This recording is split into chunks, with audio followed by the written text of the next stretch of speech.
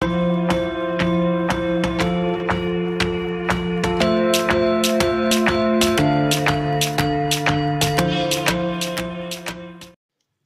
समिति के YouTube channel पर आप सभी का स्वागत है। और आप इस ब्लॉग में देख रहे हो मंत्रालय कर्मचारियों के द्वारा हल्ला बोल प्रदर्शन शहीद स्मारक जयपुर के अंदर किया गया 11 नवंबर 2022 को।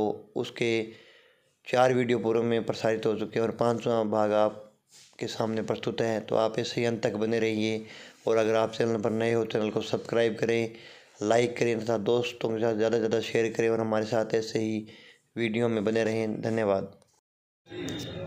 अब मैं आ रहा हूँ आगे कैडर की तनख्वाह के बारे में। दूसरी बात मैं कह रहा हूँ, पूरे देश में एक बात और कह रहा हूँ, ओल्ड पेंशन स्कीम पूरे देश में किसी भी राज्य में है क्या? यार जोर से तो बोलो यार, यार इतना बड़ा मतलब। आप बाबू हो, ये खत्म कब हुई पेंशन की जो नई स्कीम आई, नई भर्तियां का रूल्स कब हुआ पता आपको? 1 अप्रैल 2004 से लागू हुआ ये पूरे देश। 1/4 से यार आप डेट भी मुझे बतानी पड़ रही है। 1/4 से जी, 1 अप्रैल 2004 से 1/4 से जी, 1/4 और 1 अप्रैल 2004 से 22 में कितने साल हो गए? 18 साल हो गए। भारत सरकार में भी नहीं है और राजस्थान के अलावा किसी राज्य में नहीं है। अब राजस्थान के बाद में कहाँ हो गई है? कहाँ हो गई है? छत्तीसगढ़ में हुई। तो कहने का मतलब ये है मेरा कि ये जो अपना मुख्यमंत्री जी ने ये किया है, तो क्या इस बात पे तालियां नहीं बजनी चाहिए? आप कहो तो देखो, मैं कर्मचारी देता हूँ और मैं चेयरमैन आरटीसी नहीं हूँ। अशोक गहलोत जिंदाबाद कर सकता हूँ? कर सकता हूँ क्या? क्योंकि नहीं फिर आप कह दोगे यार ये तो अशोक गहलोत जी का आदमी है। अब मैं अशोक गहलोत जी का आदमी नहीं हूँ, अब मैं मंत्रालय कर्मचारियों का नेता हूँ, अब मैं राज्य कर्मचारी संघ का कार्यकर्ता हूँ। कार्यकर्ता के नाते मैं जब समीक्षा कर रहा हूँ और राज्यों के भारत सरकार में जो कैडर है उसे तुलना कर रहा हूँ, तो मेरा मन बनता है राज्य कर्मचारी संघ का कार्यकर्ता होने के नाते कि मुझे अशोक गहलोत जिंदाबाद करनी चाहिए ना। तो मैं नारा लगा रहा हूँ, वही ताकत से आपको नारा लगाना पड़ेगा, अशोक गहलोत जिंदाबाद, अशोक गहलोत जिंदाबाद। क्या देखो एक बात बताऊँ, धर्मेंद्र राठौड़ नारा लगाता है, मैं जोर लगा रहा हूँ। कुछ लोगों को बात न्याय की करना, मैं आपके बीच का आदमी हूँ, आप और हम एक दूसरे से चालाकी करेंगे तो बाबू मैं भी बाबू ही हूँ, समझे ना। इसलिए ये नोट से डील प्रॉपर होनी चाहिए, इसमें गोसा लगाने की कोशिश मत करना भैया। तो मैं वापस कह रहा हूँ, आपको नारा लगा रहा हूँ, एक भी आदमी का हाथ खड़ा अगर होने से रह गया तो मैं चुपचाप मेरी गाड़ी में बैठूंगा और चला जाऊंगा वापस। एक भी बोल रहा हूँ, इधर उधर सब जितने भी हैं, नहीं तो आप कोई खड़ा होकर कह दो कि आपका नारा लगाना बनता नहीं तो बनता है, करता है ना, तो फिर जोर से नारा लगाओ, अशोक गहलोत जिंदाबाद, अशोक गहलोत जिंदाबाद। वाह वाह, अब चलो मुझे भी लगा भाई आपने मेरी बात मानी हुई।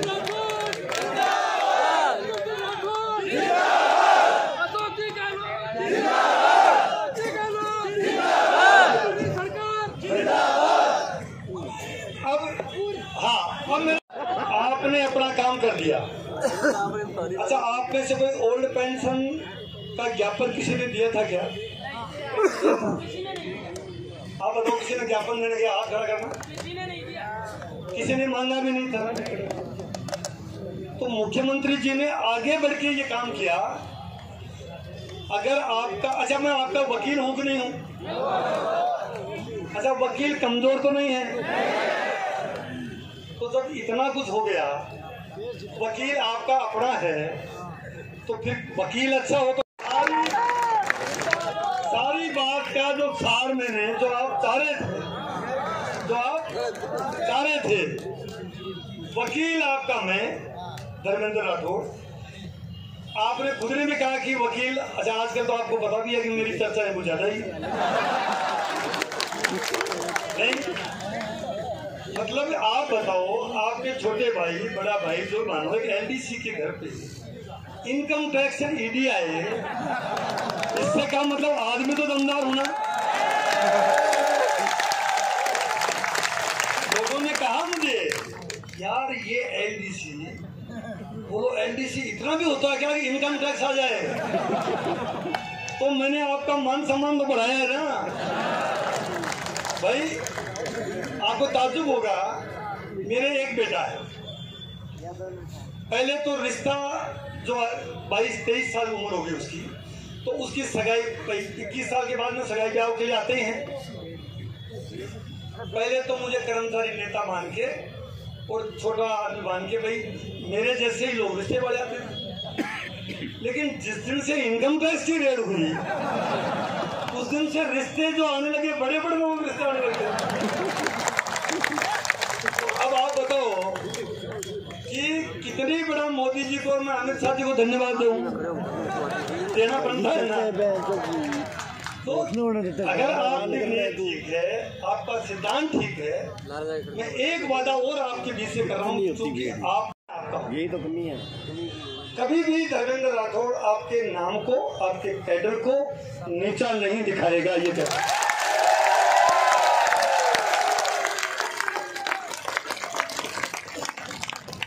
मैंने जो चीज सीखी है, जिंदगी में पैसा कम हो ज्यादा हो महत्वपूर्ण नहीं है, पर छोटा हो बड़ा हो उतना महत्वपूर्ण नहीं है। लेकिन जिंदगी में अगर आपकी इमेज, पैठ वो अगर ठीक है, तो सबसे बड़ी पूंजी कोई है तो इमेज और पैठ।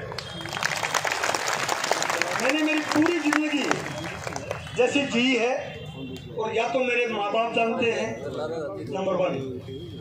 नंबर 2, मेरा गांव। अगर किसी आदमी की बारे में कंप्लीट जानकारी लेनी हो, कंप्लीट उसका एक्सरे और एक्सरे से ज्यादा फोटोग्राफी करनी हो, तो उसके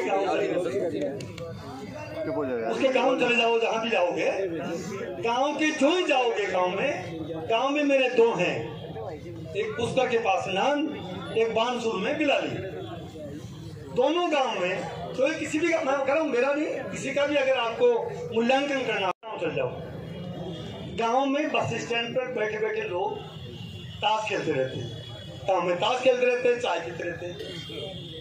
आप जो ही ने उनको एमएलए एमपी बनना, वो इतने अलग किस्म के होते हैं। वो जैसा आदमी है मोटा मोटी रूप से, उसके बारे में ताश खेलते खेलते ही, हालांकि ताश को छोड़ेंगे नहीं वो, मतलब उनकी बच्ची को खराब नहीं करेंगे वो, ये बात हो तो बदलाव। इस चक्कर में मतलब वो ताश खेलते खेलते ही वो चलते चलते कमेंट कर देंगे, ऐसा कमेंट करेंगे कि आपको पता लग जाएगा कि धर्मेंद्र राठौड़ क्या है। पहला पता माँ बाप के, दूसरा उसका पता लगाना हो तो उसका गांव, और तीसरा उसको पता लगाना हो तो उसके जो मित्र हैं पुराने बचपन के मित्र वो, और फिर जहां उसने नौकरी करी उनके बीच रहा, जैसा आपका बाबुओं का ये मेरा परिवार। तो जो मेरा परिवार, मतलब ये भी एक परिवार हो गया कि मैं कैसा हूं, मेरी पैठ क्या है, क्या रहा है। इन सबसे अगर आप जांचोगे, पाओगे, तो मैं इतना कह सकता हूं, मैं भरोसा नहीं करूंगा, कभी कलंकित नहीं करूंगा। ये बात, जिंदगी छोटी सी है, आज है कल पता नहीं क्या हो जाए। तक हैं उसके झंडे से, उसके कार्यालय से, उसके संविधान सोच रहे हो, जितना आप अपने दिमाग में सोच रहे हो, मैं आपकी वकालत उससे भी ज्यादा करूंगा, ये मैं आपको विश्वास दूंगा।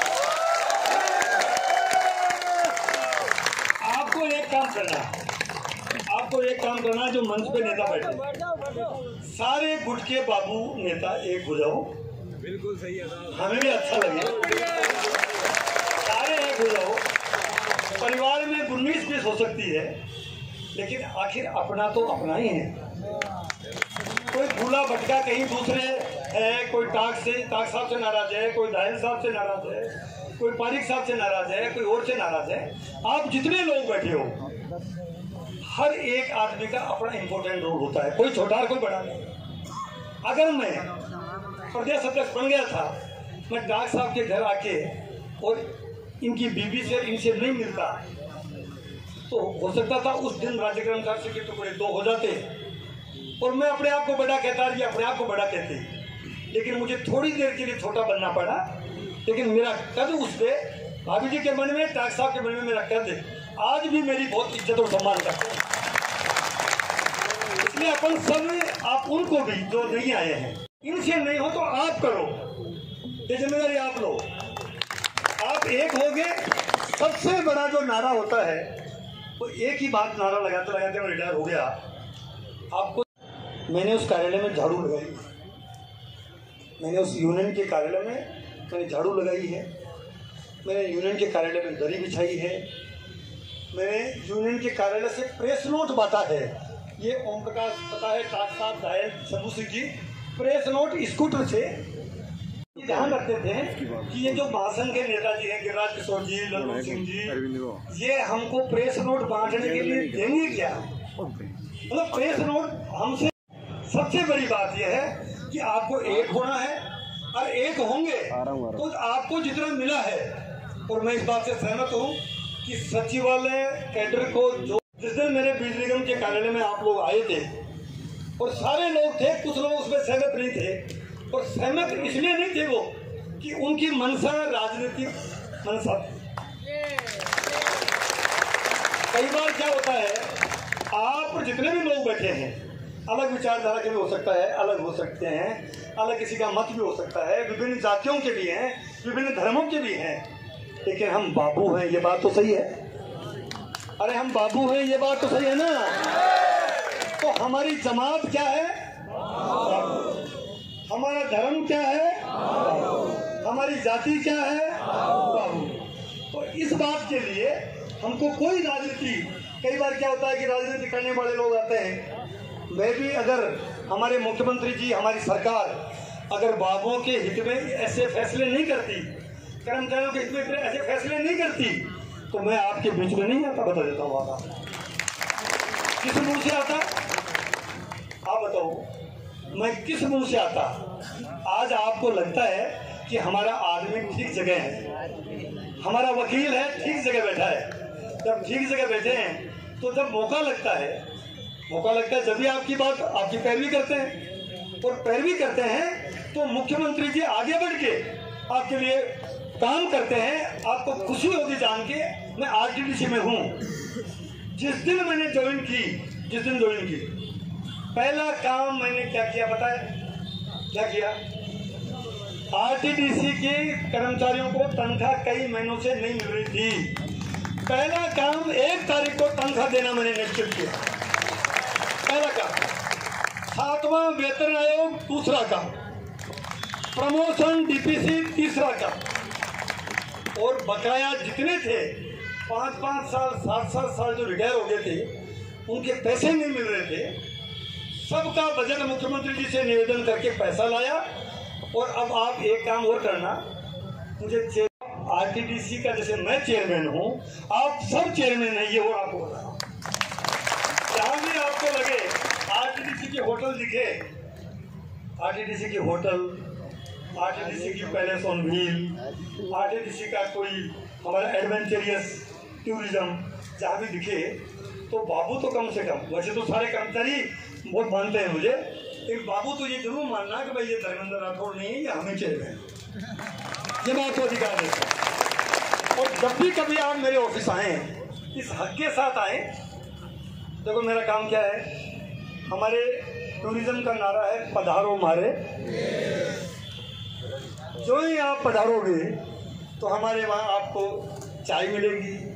हमारा काम है, मुख्यमंत्री जी ड्यूटी ऐसी दी है, चाय पिलाएंगे, एक कचौरी खिलाएंगे। आप बोले कचौरी नहीं मतो क्या खाओगे? पकौड़ा खाओगे? पकौड़ा खिलाएंगे, मिठाई खिलाएंगे, यानी आपकी पूरी आव भगत करूँगा। ये मेरी जिम्मेदारी है। जब भी आप आओ, मेरा घर भी तो मेरा ऑफिस आपके लिए खुला है। अंतिम बात करके मेरी बात समाप्त कर रहा हूँ। जो व्यक्ति, जो नेता आपको दे, अपना सम्मान दे। ये मुख्यमंत्री जी से ने जब ये ओल्ड पेंशन की, हमने भी उनसे कहा साहब गजब कर दिया आपने, सोचा भी नहीं था कर्मचारी कैसे कर दिया है। उनका कहना था कि कर्मचारी जब नौकरी में आता है, माँ बाप भेजते हैं सरकारी नौकरी में, वो इसलिए ज़्यादा आने की कोशिश करता है कि बुढ़ापे में जब 60 साल के बाद रिटायर होंगे तो हमको पेंशन मिलेगी। वो यहाँ आता है, बुढ़ापे की लाठी क्या है? पेंशन। चलेगा, देखो सुनो, आप ये बात क्यों मत कर देना, मेरा बस चलेगा और मैं वकालत ऐसी करूँगा मुख्यमंत्री जी से, और मुख्यमंत्री जी की पूरी कोशिश होगी, मेरी वकालत करने में कमी नहीं होगी, कि कोशिश करेंगे कि बोर्ड और कारपोरेशन में भी पेंशन मिले। तो मुख्यमंत्री जी की मंशा ये थी कि उन्होंने जो सोचा कि भाई पेंशन के बिना कर्मचारी, जो राजस्थान का कर्मचारी है, ये असुरक्षित जीवन महसूस कर रहा है। पेंशन के बिना ये अपने घर जाएगा तो असुरक्षा का भाव रहेगा, और अगर कर्मचारी असुरक्षा का भाव करेगा तो जो सरकार की योजना है, अभी सरकार की योजनाएं क्या क्या है, बड़ी बड़ी योजनाएं, तो लागू कौन करता है? आप लोग लागू करते हैं। कहीं पटवारी करता है, कहीं बाबू करता है, कहीं मास्टर करता है, कहीं अकाउंटेंट करते हैं, एग्जीक्यूशन आप लोग करते हो। मुख्यमंत्री चिरंजीवी स्वास्थ्य बीमा योजना इस देश की नहीं, दुनिया की सबसे बड़ी योजना है, सबसे बड़ी। इसे कहते हैं 10 लाख का बीमा। लेकिन अगर कर्मचारी असुरक्षित भाव में जिएगा तो वो योजना ढंग से लागू नहीं करेगी। अगर पटवारी का मन में असुरक्षा रहेगी तो जमाबंदी जो किसान ने वो थोड़ा हरेस हो सकता है। इसलिए उन्होंने कहा कि भाई मैंने बिना मांगे, बिना ज्ञापन लिए कि राजस्थान के, और तो भाई मैं क्या कर सकता हूँ, लेकिन राजस्थान के कर्मचारियों को ओल्ड पेंशन स्कीम वो बहाल करने का ऐतिहासिक फैसला उन्होंने ये पेंशन किया। अब हम मोदी जी सरकार से, बीजेपी सरकार से, आप पार्टी हो, हम आप, अच्छा लागू हो गया कि नहीं हो गया भाई? हो गया। तो अपने भाई, भारत सरकार के कर्मचारी अपने भाई हैं कि नहीं है? गुजरात के कर्मचारी हमारे भाई हैं कि नहीं है? यूपी, एमपी, हरियाणा के भाई हैं कि नहीं है? और ये आप वाले पंजाब में आए हैं, दिल्ली में, तो भाई तो वो भी अपने हैं। अपने को किसी पार्टी से, किसी उससे नहीं, लेकिन हम जब कर्मचारी भाई भाई करते हैं, पूरा देश आपकी तरफ देख रहा है, आपकी तरफ पूरा देश का कर्मचारी, कि राजस्थान में जो लागू हो गया वो पूरे देश में लागू होना चाहिए, ये बात उठ रही है। इसलिए आप चिंता नहीं करें, आपके लिए पूरी वकालत हमारी है, और आप मेरे और मैं आपका। मैं इतने कहते हुए बात खत्म करूंगा कि थे थाका, थे महाकार, मैं थाका।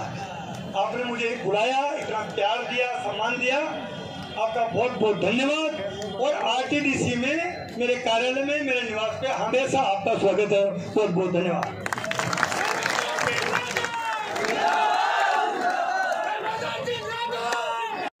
जर्नी सुमित गिरी चैनल पर आपने इस वीडियो में देखा शहीद स्मारक जयपुर के अंदर मंत्रालय कर्मचारियों के प्रदर्शन का वीडियो, और ये 5वां भाग था। मंत्रालय कर्मचारियों के द्वारा हल्ला बोल प्रदर्शन किया गया आज शहीद स्मारक जयपुर के अंदर। और इस तरह के और भी आगामी वीडियो देखते रहने के लिए आप हमारे साथ चैनल पर बने रहें। चैनल को सब्सक्राइब करें, लाइक करें, तो दोस्तों के साथ शेयर करें।